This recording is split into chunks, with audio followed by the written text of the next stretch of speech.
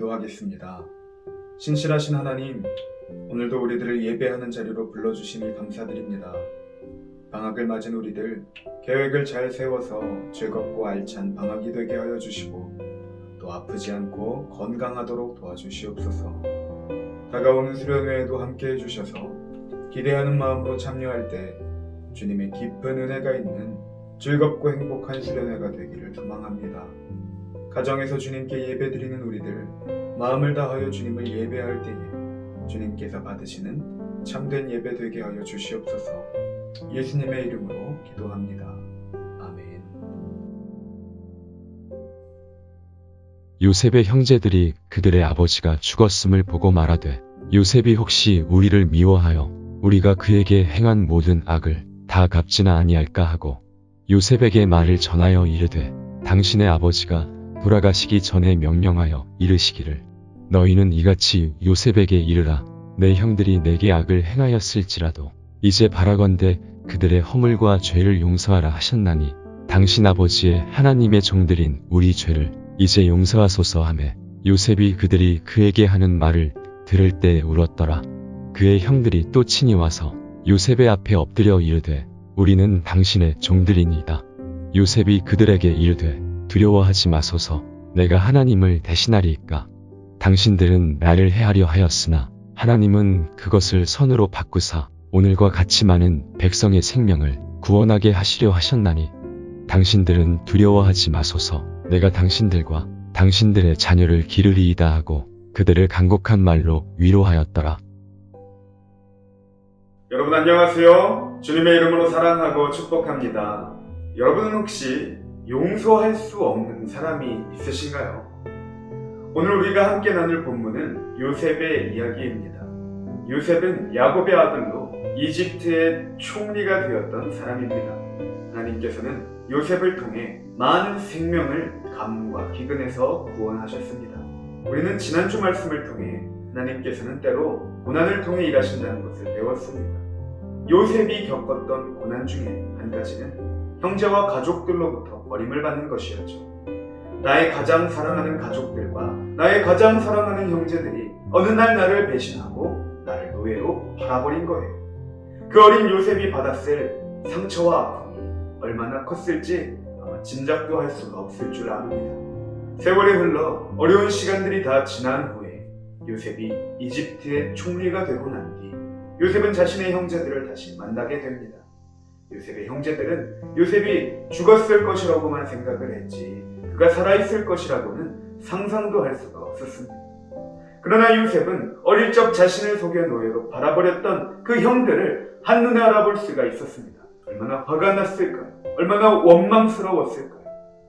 이제 요셉은 이집트의 총리가 되었으니 아마 그날에 당했던 그 일들을 되갚아 주겠다면 얼마든지 그렇게 할 수가 있었을 것입니다. 그러나 요셉은 그 형들을 용서해 주었습니다. 오늘 본문에서 요셉은 이같이 말합니다. 두려워하지 마소서. 내가 하나님을 대신하리이까. 당신들은 나를 해하려 하였으나 하나님은 그것을 선으로 바꾸사 오늘과 같이 많은 백성의 생명을 구원하게 하시려 하셨나니, 당신들은 두려워하지 마소서. 내가 당신들과 당신들의 자녀를 기르리이다. 오늘 우리가 요셉의 이야기, 특별히 요셉이 그의 형제들을 용서했던 이 이야기를 통해 배워야 할 점들이 있습니다. 첫 번째는 하나님께서는 용서하기를 원하시고 선으로 악을 이기게 하신다는 것입니다. 요셉의 이야기를 통하여 우리들은 하나님께서 언약에 충실하신 분이라는 것을 알게 됩니다. 하나님께서는 한 번 하신 약속을 절대로 돌이키시는 분이 아니라는 것입니다. 우리가 아무리 악한 일을 행한다고 할지라도 하나님께서는 신실하신 하나님이시기 때문에 우리를 향한 약속을 절대로 돌이키지 않으십니다. 우리를 구원하시겠다던 하나님의 그 약속도 우리가 선하고 하나님 말씀에 잘 순종하는 구원받을 만한 자격이 있고 가치가 있는 자들이기 때문이 아닙니다. 우리들은 죄인이고 하나님을 거역하고 우리들 마음대로 살며 하나님 말씀에 순종할 줄 모르는 자들이지만, 하나님께서는 신실하신 하나님이시기 때문에 그럼에도 불구하고 우리들을 구원하시겠다는 하나님의 약속을 지키시는 것입니다. 바로 그렇기 때문에 이 구원이라는 것은 우리의 행위나 선함으로 되는 것이 아니라 오직 하나님의 은혜라고 우리들은 고백할 수밖에 없는 것이죠. 그러니 하나님께서 용서하시는 것처럼 우리도 용서할 줄 아는 사람이 되어야 합니다.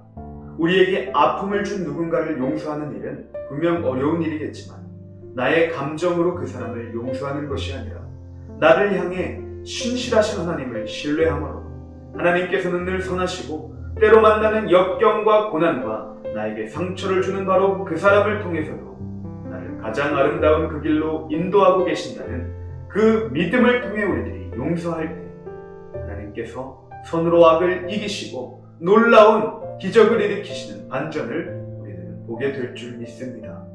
그러므로 우리들은 우리에게 잘못한 어떤 사람일지라도 용서할 수가 있어야 하는 것입니다. 우리들의 인생을 완전하게 인도하고 계신 신실하신 그 하나님을 신뢰하시기 바랍니다. 두 번째는 우리들이 악을 행한다면 반드시 그 열매를 거두게 된다는 것입니다.